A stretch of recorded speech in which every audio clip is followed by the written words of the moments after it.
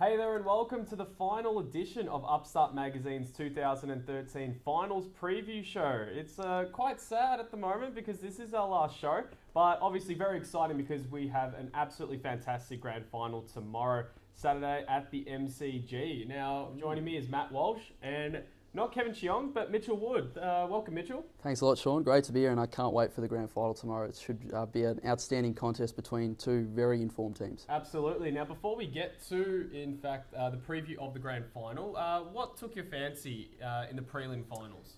Definitely would have to be Fremantle. I think they've made their first grand final, but that prelim against Sydney, that was ferocious. That was unbelievable, that first half, especially their pressure, their tackling. I think their pressure inside 50 was probably the best I think I've ever seen.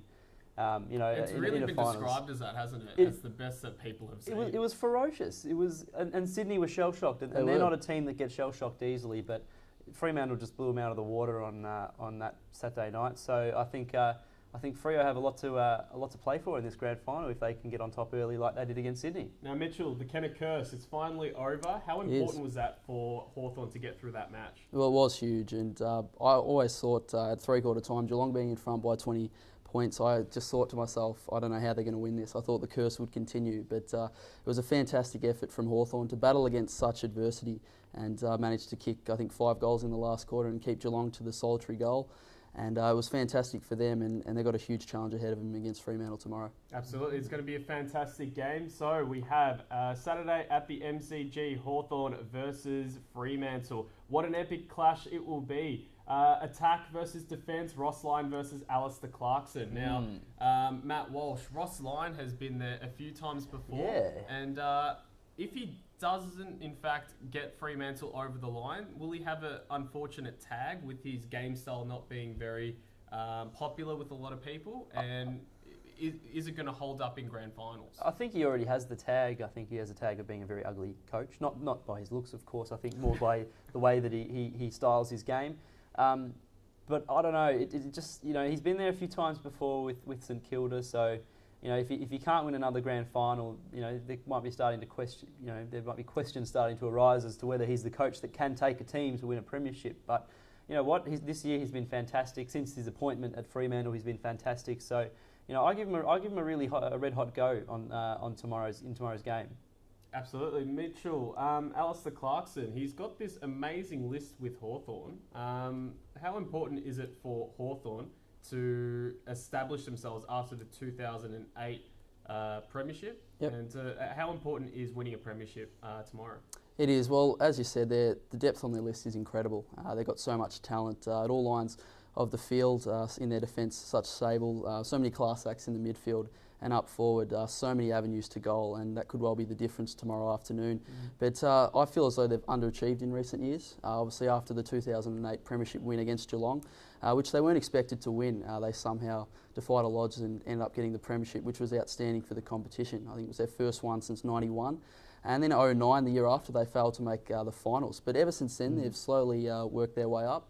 Obviously, a huge disappointment last year in the grand final, losing to the Swans, which I'm sure you guys would have thought that they would get the points there and take home the premiership. But they've got such enormous talent on their list, and it would be a huge disappointment if they didn't win another premiership.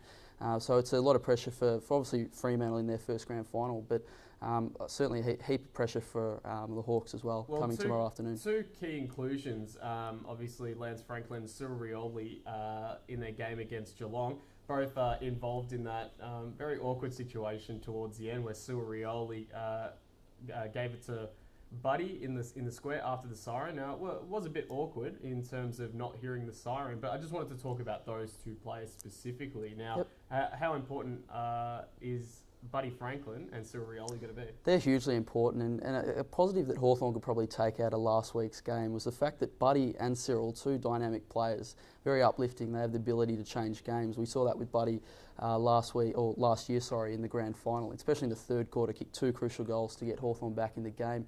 Those two didn't have much of an impact last Friday night.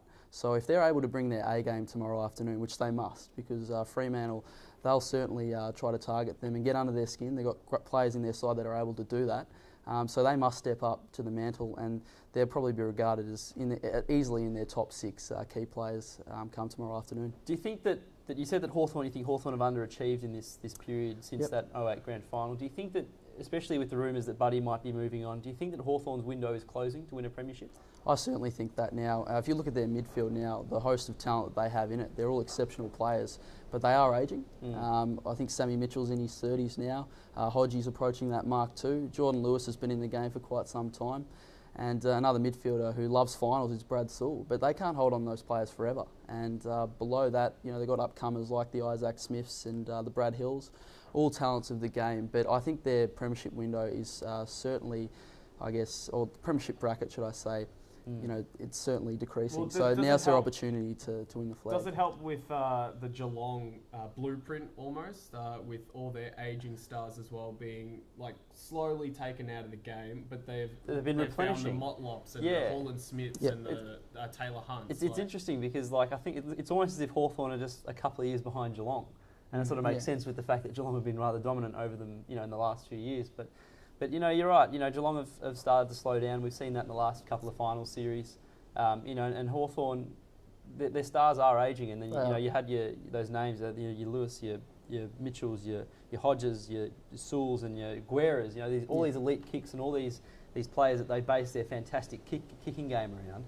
They're not going to be around forever, like you said. Exactly so I think it's important that they need to make the most of this opportunity whilst they can. But as you said, Fremantle, they're going to come out firing. And if they can pressure those kickers early in the game, cause some mistakes, turnovers, some goals from turnovers, then, you know what, I reckon Fremantle might be able to.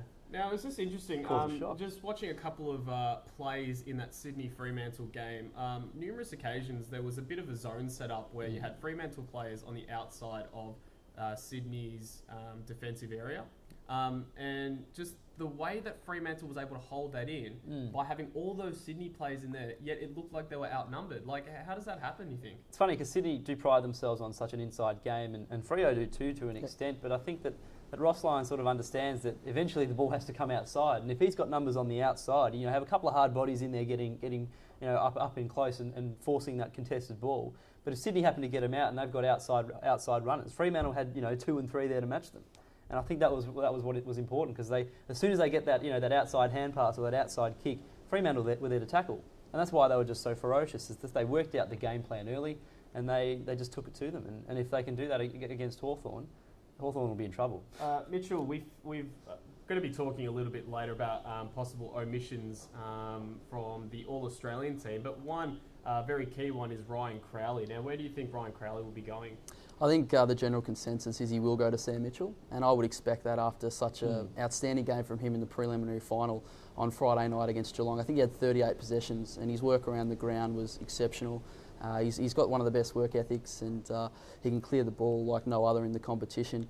Other than that, I wouldn't be surprised if Luke Hodge, say, starts on the half-back line. If they want to negate his influence, if he gets a lot of the footy early, that could well be an option, but I think most likely at this stage, Sammy Mitchell will be the man receiving the hard tag from Ryan Crowley. Yeah, I think Crowley and Mitchell are a really good matchup. They're not the quickest players. They both love a physical contest, and Crowley can run all day, as can Mitchell. So I think that definitely that Crowley will be tailing Mitchell for at least the first quarter, first half. But if like you said, someone happens to get off the leash, I don't know, Jordan Lewis or Brad Sewell, then a move might be made. But Mitchell is a definite playmaker. And just on that, Matty Walsh, Fremantle got a host of talent in their midfield as well. Yeah, the absolutely. The Nat Fifes and Michael Barlow, David Mundy. Which of those players do you feel will get the most or receive the most attention from the Hawthorn opposition? I'd say Barlow. I think Barlow is very damaging, especially if he moves forward. He's got a wonderful work ethic that means that he can push forward and kick goals. I think he scored 3 in the elimination in the qualifying final. Yeah, and he had over against 30 Geelong, possessions. Had over 30 possessions. He would have got 3 votes in the Brownlow if there was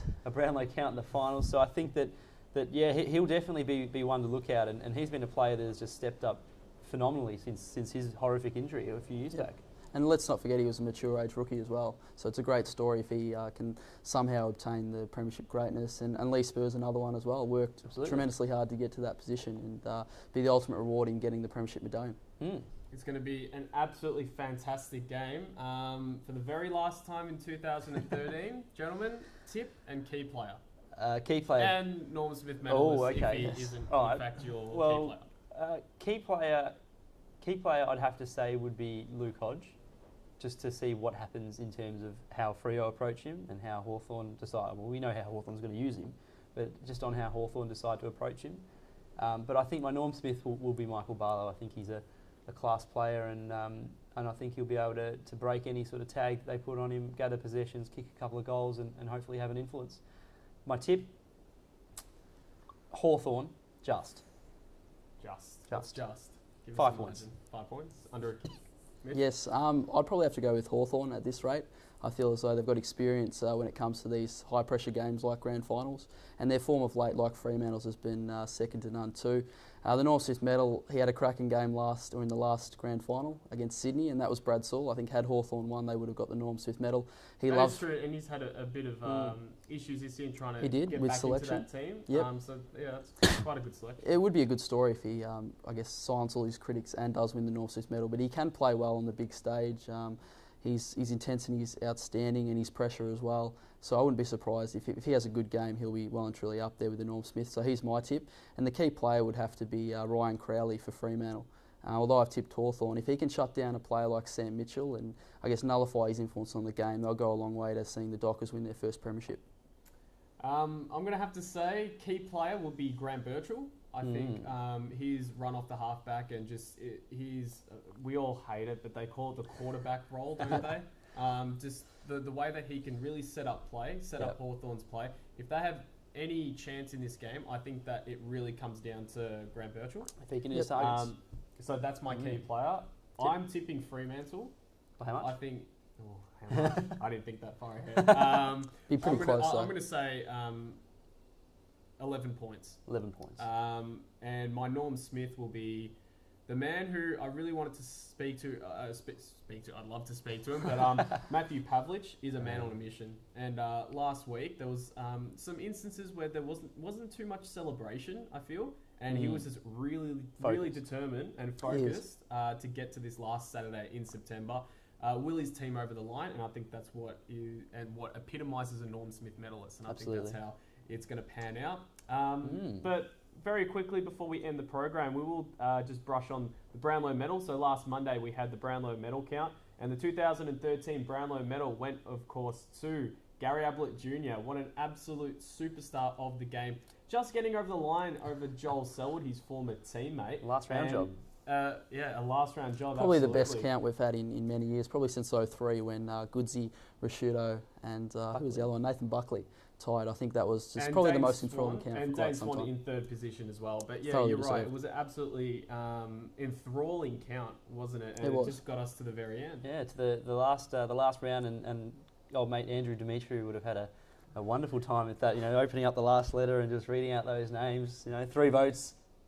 Gee, Ablett, He really loves get it. the suspense, doesn't he? He definitely does. But you're right. It was a really interesting count to watch because we haven't had one sort of finish last round like that for a long time. No, we haven't. And I think it was interesting watching Gary Ablett in the last round how much he wanted to get the 2 votes so that he could tie it up with his Selwood old friend. Yep. and share the Brownlow. I just thought that was interesting. What a champion! Yeah, absolutely. Didn't poll there for 6 or 7 games in the middle to last section, and then he comes out and pulls a controversial one vote to Gary Ablett in the Carlton game.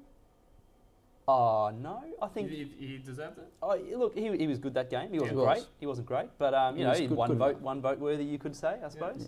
But I think the thing I found most interesting was we will look at two players. Nat Fyfe and Steve Johnson. Steve Johnson missed a few games due to suspension throughout the year. He ended up polling 25 votes, which had him 4th, I believe, overall. Yes, it was 4th. Didn't make the All-Australian top 40. Nat Fyfe, 21 votes, was it? 18 votes, sorry. 18 votes. Yeah, so he would have been the highest polling player at Fremantle. Yep. Made the top 40 squad, but didn't make the final All-Australian squad, although would have been comfortably inside the top 10 polling Brownlow.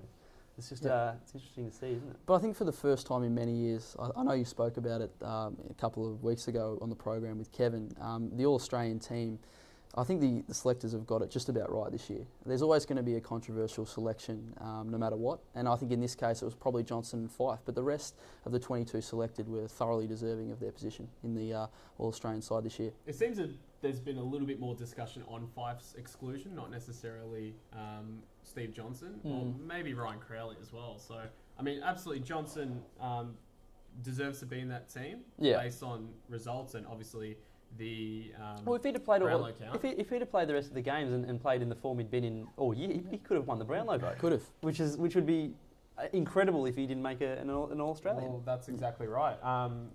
But the other thing is that if you want to put someone in, you need to take someone out. Yes, So exactly. If That's we're the hard part. If we're putting Johnson in, who comes out? That's a good point. Yeah, it's a very difficult. For I me, think I Chad actually would've Wingard said- had an exceptional season, but he too underpolled. I think he only got 8 votes. Who's this, for sorry? Chad Wingard. Chad Wingard. And he started in the forward pocket, but he had a fantastic season. It's pretty hard to take out a player for Nathan Fyfe to ultimately replace. I would have taken out Joe Watson.